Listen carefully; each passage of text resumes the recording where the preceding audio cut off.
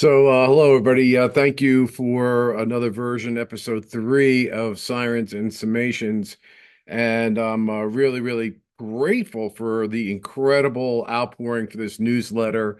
I want to be thanking my partner, Dave Bruno, who's helped me so much with being able to organize it. As many of you know, I've been in this mindset space for many, many years before it was fashionable. And it's based on, in my deep belief, that your mindset is so important in living as much as you can joyfully in the present moment.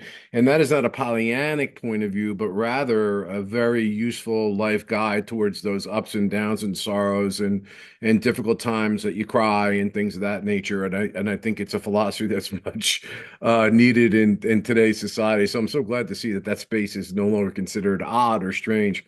But I really want to go back. I want to wind back. It should be a throwback Thursday to, where all this began. If you've been following my newsletter, you'll know a lot of my thought process about how to live my life and the things that I've done and the directions that I've taken when I've crossed a path where I didn't know which way to go have been formulated in many ways from my experiences as an EMT as well as a trial attorney. But going all the way back to the EMT in my teenage years was very, very formative to me. But I want to add a great influencer in my life, and that's what this newsletter is about.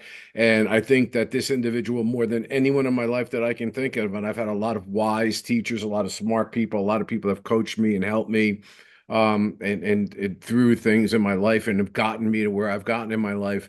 But I think the foremost wisest person I ever met was a man, Father Walter Heath. For those who don't know, I went to Providence College in Rhode Island. It is a Dominican college, and it was an extremely conservative school. At the time, single-sex dorms and no drinking on campus, things of that nature. Priests walking around with the full cassocks on and the rosary beads, and honestly, the first semester I hated Providence College. I was a little bit of a wild man in high school, and I didn't know the lifestyle of what I was getting into, which would turn out to be a pivotal thing in my life more than anything ever in my life that changed me. I believe, without any question, for the far, far better and formulated my life. Those Dominican priests were extremely powerful intellects, and I was captivated and mesmerized. And in fact, I actually gave thought of going into the novitiate when I was in college. So it was like a 180 turnaround for me. And one of those individuals was my father, Walter Heath. And as is in the newsletter, I want to amplify this a little bit. Father Walter Heath was a person who caught my attention because he would walk around campus talking to squirrels and talking to trees and leaves and animals, and he would sit and talk to himself. And everybody would laugh at him kind of or thought he was odd and strange, but there was something that captivated me about the man. There was he was a tall, lanky, stately looking elderly gentleman. And as it turns out, I realized that Father Heath wasn't crazy. I mean, he was a professor. He was considered an incredible intellect in the Dominican order, which is saying a lot because those Dominicans are pretty darn smart. And he was also the head resident of all of the dormitories. So obviously, he was a person that the school felt had the pragmatic ability to deal with children, whatever. But I'll have to say, Father Heath, in generally speaking, was a rather I'd say aloof, and I use that word very carefully because he wasn't approachable. I'll put it that way. But I used to watch him in the cafeteria, and he would often sit by himself, where the other priests usually had the kids around, and he would eat ice cream. Now I'm thinking about it, or quiche, as I say in the newsletter story, and I would watch him smacking his lips and acting weird and talking to himself. And he would always walk over to where the utensils were, and they would set up the trays, the workers, and the forks and the knives and things. And you have those little bins that you pull things out of. And Father would always bend down on his knees, and you could tell it was a struggle. He would have to hold himself to do it. He'd open up the bottom compartment where the things were stored, and he always took his utensils out of there. So there were like all these like intriguing things that he would do. And much like the parable where if you lie your seed, I was just telling my law partner about this today, lay your seed on gravel or cement, it's not going to grow. But if you give it fertile soil and you water it, it will take root. And I so much of Father Heath I realized today, and I have for many years, but as I get older, were just these seeds he was putting into fertile ground. He didn't need to go look for the fertile ground. He waited for the fertile ground to come to him. And I'm so glad that I did that outreach. And I remember sitting down with him at the cafeteria one time when he was all by himself. and asking him, "Why do you bend down to get your utensils?" And in his very Bostonian, voice, he explained to me that he was a commander in the Navy. Commander in the Navy. Wow. He had a life-altering incident where his submarine was grounded and German U-boats were dropping depth charges and everybody thought they were going to die. And he made a commitment that if he lived, he was going to devote his life towards God and try to bring every single person he came into contact closer to God, closer to Jesus. That was his life's mission. And he did survive and he kept his promise. And when he was talking about the ships and he was talking about everybody had a role and everybody had a duty and there's all this hierarchy. But in truth, everybody's job really mattered. And sometimes we take for granted those who are doing the grunt work, if you will, for lack of a better expression.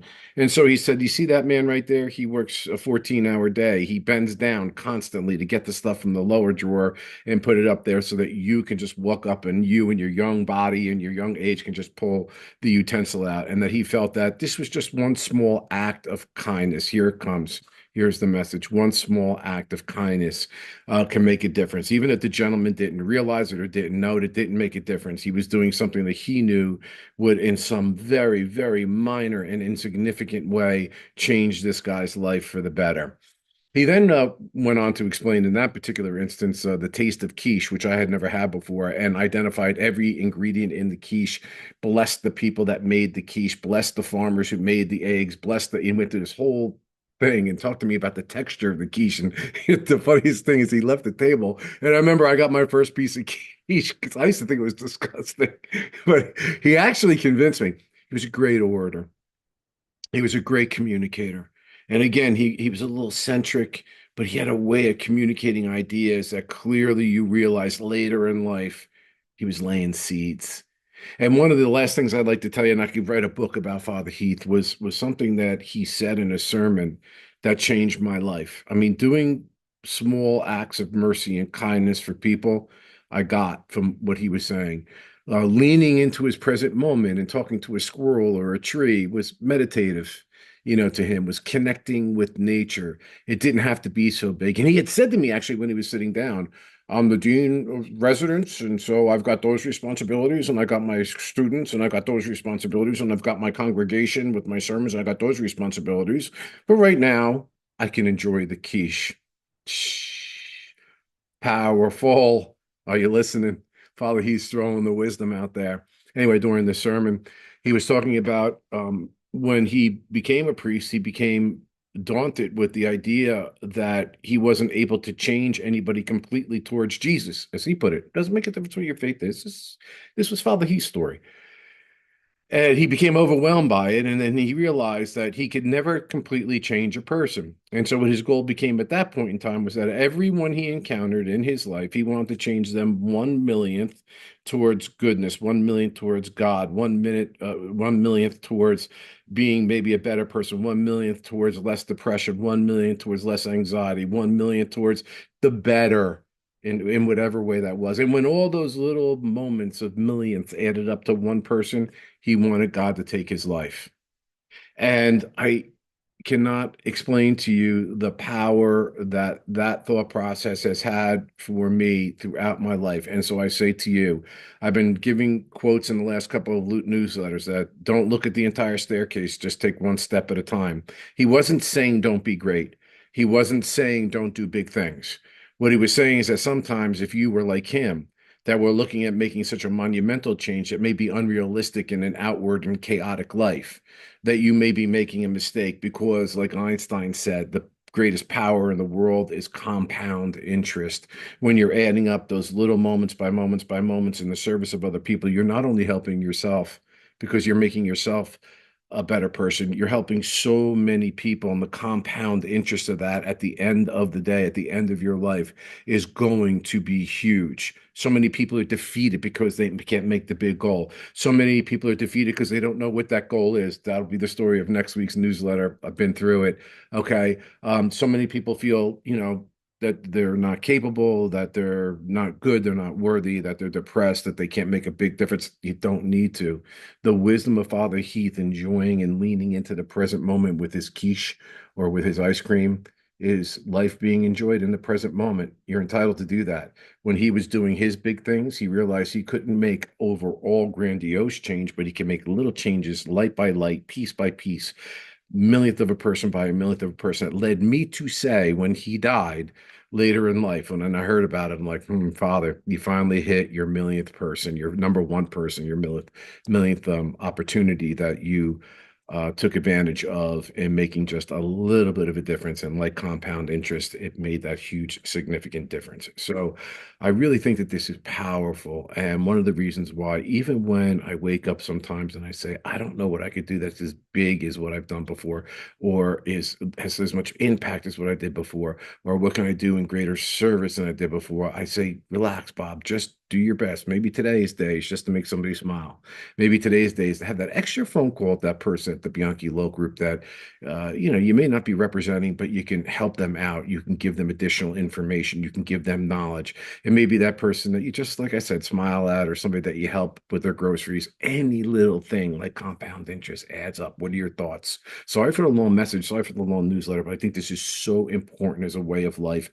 You have all these gurus out there and the 10 checklist points of this, that, and the other. Look, to me, it's as simple as this.